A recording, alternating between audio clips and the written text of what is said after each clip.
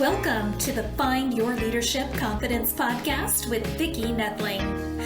You are about to discover impactful lessons that help you grow as an individual, grow your confidence, and find the positive and good within you, so you powerfully and authentically become the best version of yourself. Be sure you visit our website at www.findyourleadershipconfidence.com. While you're there, subscribe to us via your favorite network. Now tune in, get ready, and enjoy the journey of emerging as a leader of exception in the 21st century. Welcome everyone to the Find Your Leadership Confidence podcast. I'm your host, Vicki Nedling, coming to you from Roswell, Georgia. As always, the goal of this podcast is to share topics and guests that will empower you to take your business to the next level as a confident leader. Today, I am so excited to have with me St. Rappaport as my guest, and we are going to hear from her 3 skills every entrepreneur needs to know. So if you will, please join me in welcoming St. Hi, St. Hi, Vicki. Thank you so much for having me. I'm so excited to be here with you today. Yes, it's so, I was so intrigued by your bio and your information that I was looking forward to hearing what you had to say. When I first saw your websites, I thought, oh, she's a photographer. I could use a photographer. And then I got into it and I thought, oh no, there's much more here. And so I think the audience will be really intrigued by everything.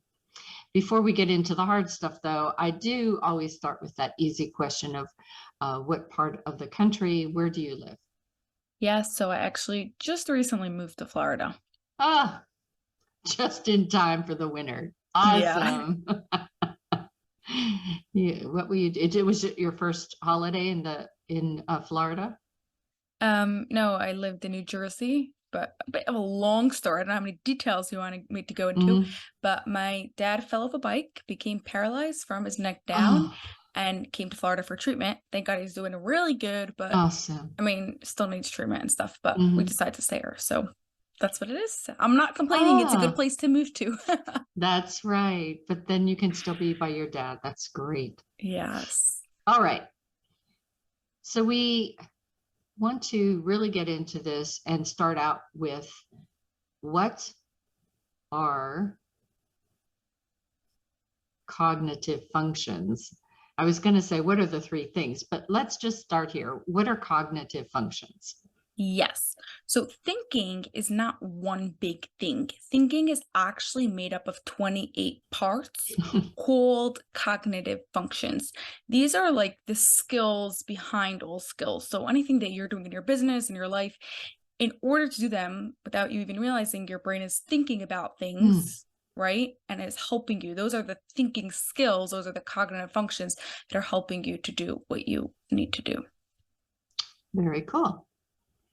So if people aren't doing what they need to do, they must be having some breakdown in their cognitive. Yeah, some things for one person is harder than for a different person, not because they're dumb or stupid, and certain people will say because different parts of their brain are stronger, because of different things that happen in their lives, and all that may be true, but a lot of times it's related more to how strong their cognitive function related to that task is, right? So let's say, for example, one of the cognitive functions is called clear perception, being able to like take information in a clear and organized manner.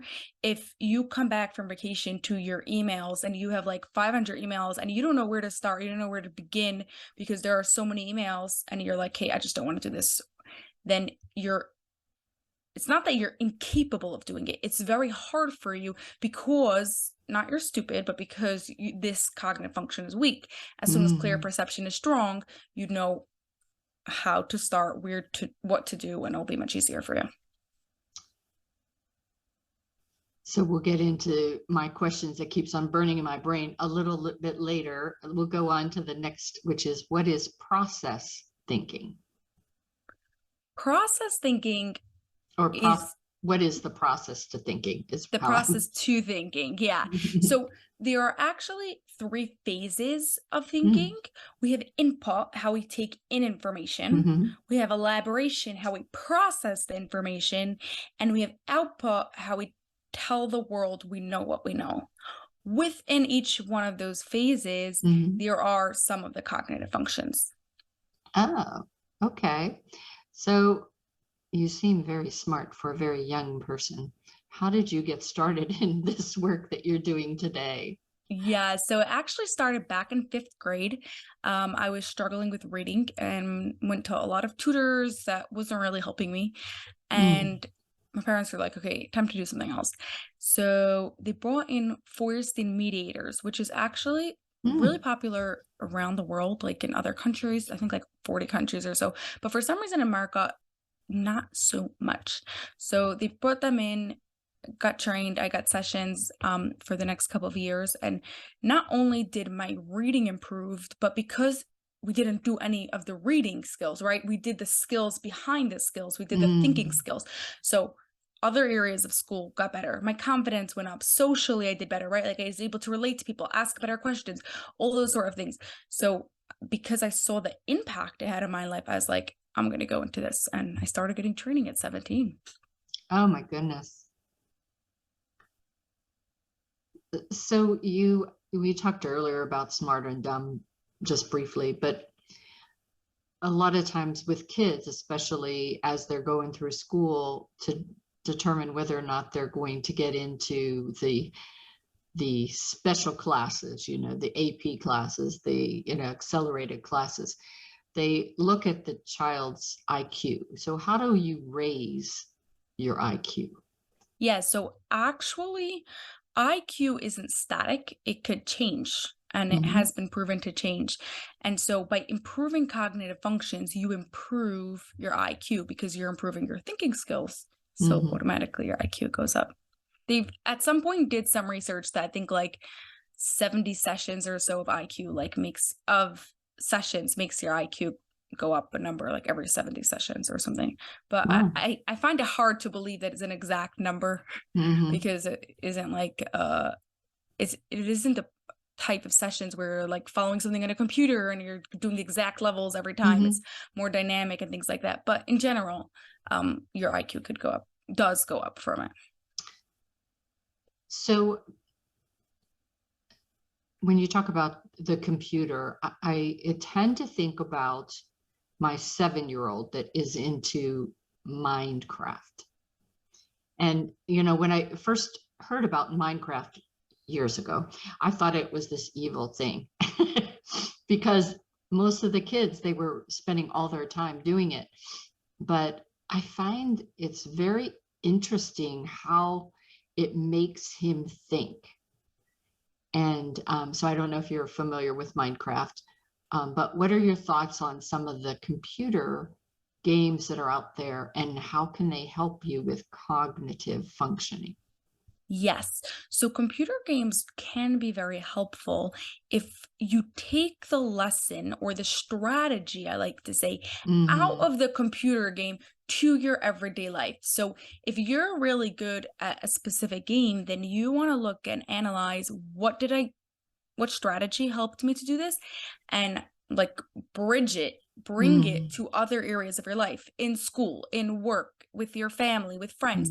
And then could be super helpful, could be a really good thing. Awesome. So the next question I thought was fascinating. Why should I write with my non-dominant hand? I can write with both, but not everybody can. Really? Is there you've always I'm not very good, efficient because I don't practice it, but I just, when I was younger, I started to, and I think my son-in-law is actually very good at it. Being able to do both. Yeah, it's pretty cool. Yeah, so that's actually the reason why a person would want to write with their non-dominant hand is because when you write with your hand that you usually use to write with, your brain is going down the same neural paths it went down its whole life. You're trying to think about something, you're trying to send an email to a client, to write a post, to do some sort of sales page or whatever you're doing. Mm-hmm.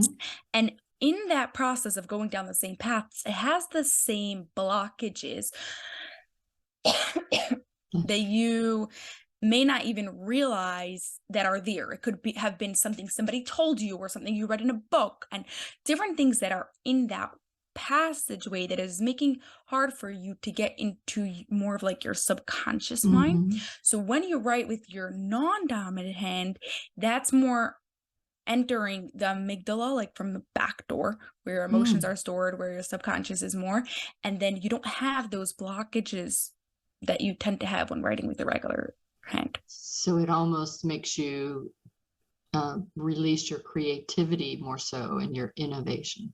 Yeah, what is super cool to do is to like go back and forth between both. So let's say you ask a question with your dominant hand, thinking logically, and then without thinking, let your creativity come out with your non-dominant hand and have a conversation between your two hands. Oh, that's so cool.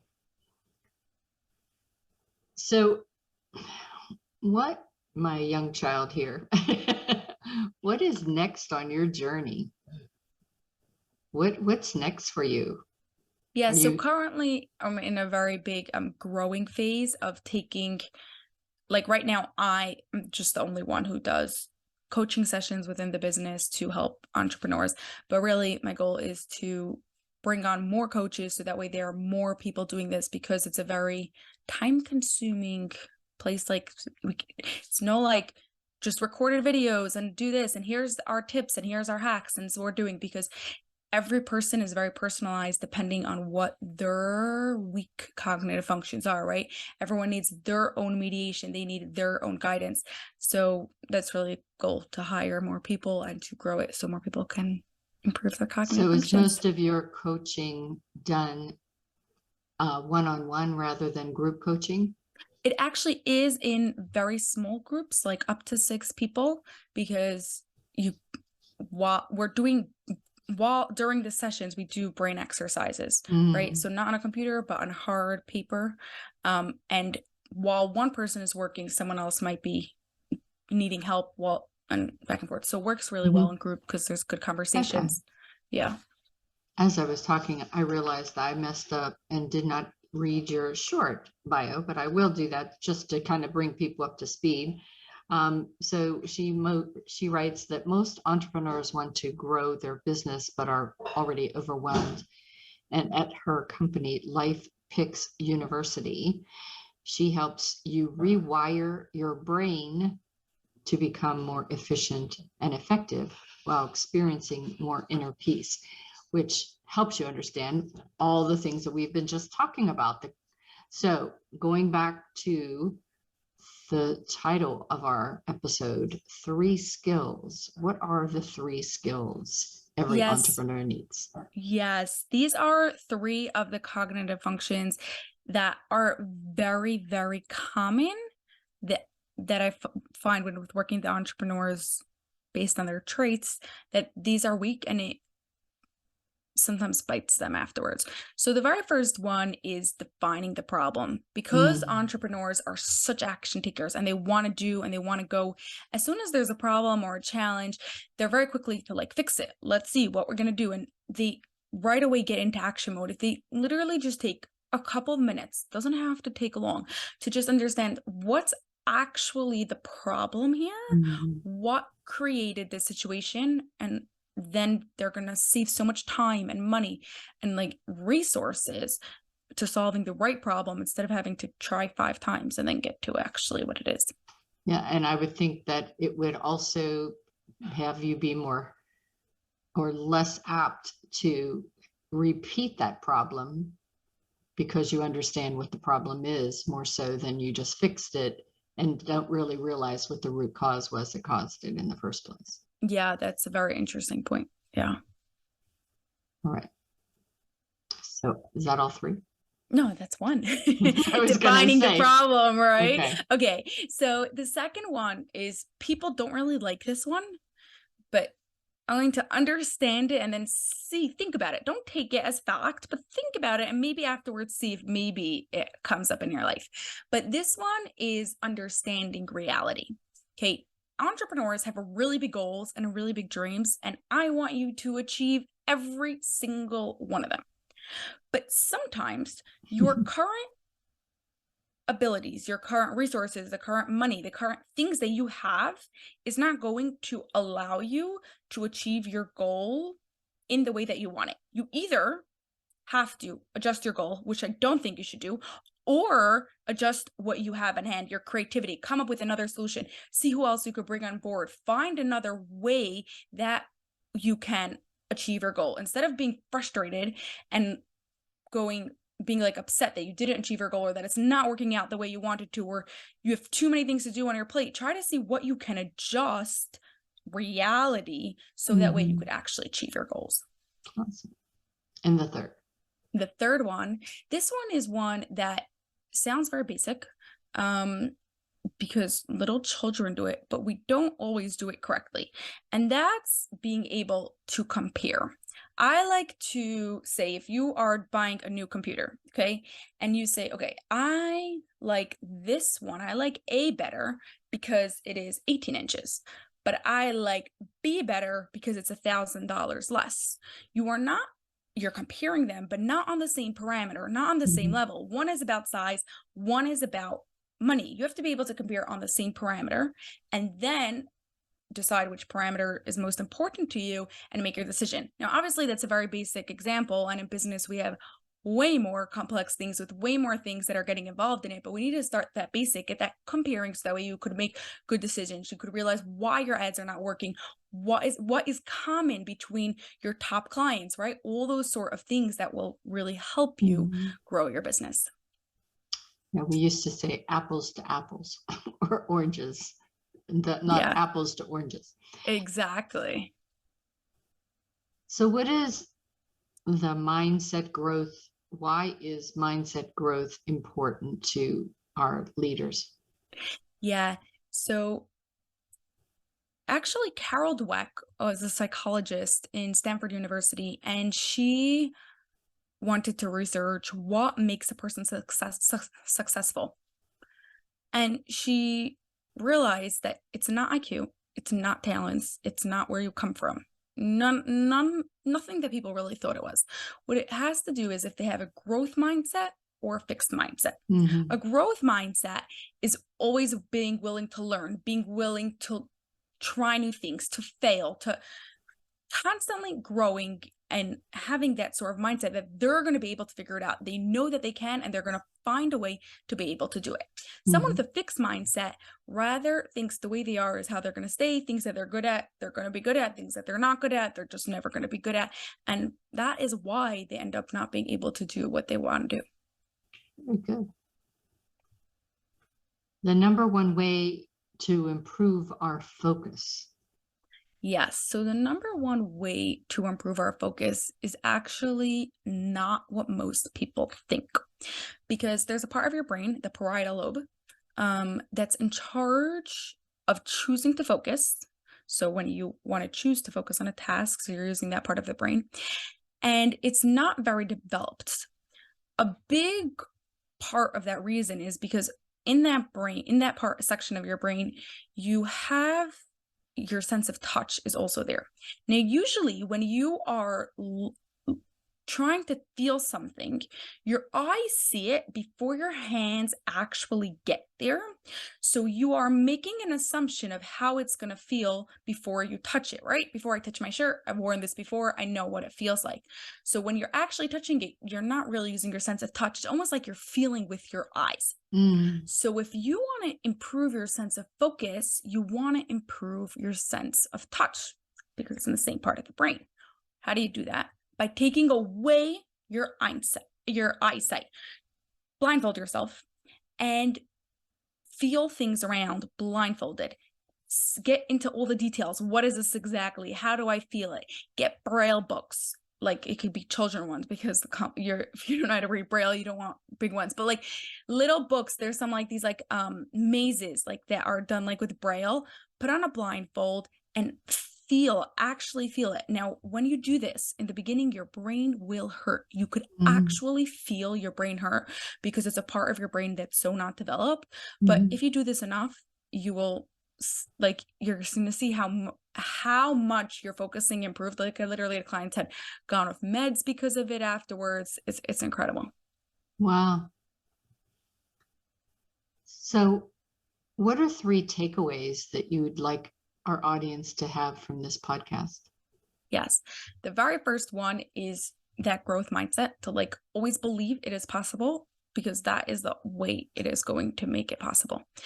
The second one is, if you ever encounter a situation, either where it's hard for you or you made a mistake, or maybe like you bought a course and it didn't work for you, things like that, instead of blaming the situation, try to identify the exact moment, the point and where it became a challenge. What was your actual struggle for you? Because that is probably your weak cognitive function. So instead of blaming and saying that you can't do it or getting frustrated, solve that issue and it will be way easier for you. Yeah. So why should a leader have a coach? I think everyone should have a coach, but especially a leader, as you are leading other people and you are helping other people. You want an outside person to help give you a perspective, and not so much have their perspective on you, but help pull out your perspective from within, because we have so many thoughts, so many things going on, and not always do we like actually process everything that we know, everything that we believe, everything that we want to do. By having a coach, it could like laser focus, pull it out of you, and be able to give over to whoever you are leading in the best way possible. Yeah, as you were talking about that, it made me think of a conductor, and a conductor brings out the beautiful music in each of those people that are playing instruments to make it richer and better. So very cool. Yeah, that's a really good example. So you are one smart lady. And Don't know if I'm smart, but I do love to learn. Yes. You're very interesting. I think you've learned and retained a ton of information that me at 65 has not got all that information. And that's why I do these podcasts, to try to keep always growing and learning. So I really appreciate you sharing all of your insight, all of your wisdom. And I am excited to know what is next on the ST train. What is next on your journey? Yeah, so like I mentioned before, really growing the business, but also not just the business like per se of like helping just entrepreneurs. I really want, like, my big goal is that cognitive functions, the concept of thinking skills, to be like a household name, because when you understand that there are thinking skills, and that naturally with 28 of them, there has to be that some of them are going to be stronger and some of them are going to be weaker. When someone does something so cool, mean to you, or that you didn't like, or just clashed with you, you can understand that probably it's from a weak cognitive function. People aren't purposely trying to be mean. Yes, some of it is like related to trauma and emotions and things like that, which is very, very related to cognitive functions. But when you understand that it probably is coming from a cognitive function, it's way easier to understand it, right? Like, just like you don't get mad if a 1-year-old can't talk and explain to you what he's saying, you won't get mad at someone if they do something to you because of a weak cognitive function. So even though that was my last question, I'm gonna just go one further. And what value do you perceive the schools would have if we taught our young ones? Now, you said you got this in your teens, but what would our elementary school be like if we taught our children to understand cognitive function? Oh, I wish. There have been like some schools around the globe who have decided to do it and have seen massive results, because it really teaches a person how to think, not just content, right? We're not just learning about history. We're actually learning how to think, how to process information, how to express ourselves. And I think start with the baselines, like what the schools care about. Marks will go up in school, not something that I care about. But in general, I think we'd become more active learners versus just passive. And life in general will be more of like a learning opportunity versus just passing and taking everything that's happening. Yeah. And personally, I find that life is more fulfilling as you're learning. Oh, yes. Oh, yeah.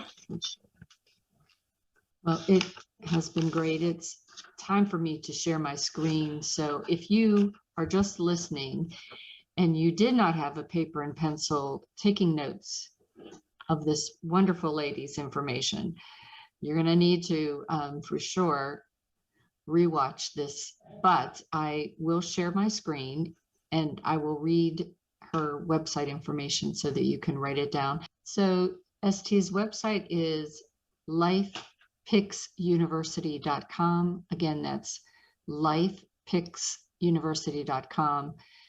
www.LifePixUniversity.com. So LifePixUniversity.com.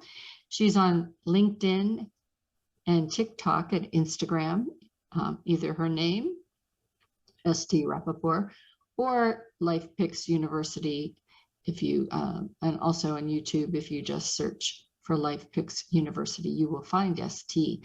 We're going to let her talk to you about her gift. Yes. So if you want to know where each one of your 28 cognitive functions are, how strong on a scale from 1 to 5 each one of your thinking skills are, you could take the free cognitive function assessment. Literally takes about 10 minutes, not less, to know, and you could begin knowing what's your starting point, what you should begin working on. You could get that at lifepixuniversity.com/CF. So that's LifePix, PIX, university.com/CF. Very good. Everybody should do that. And maybe have your kids do it too. Yes. All right. Or take them for your kids.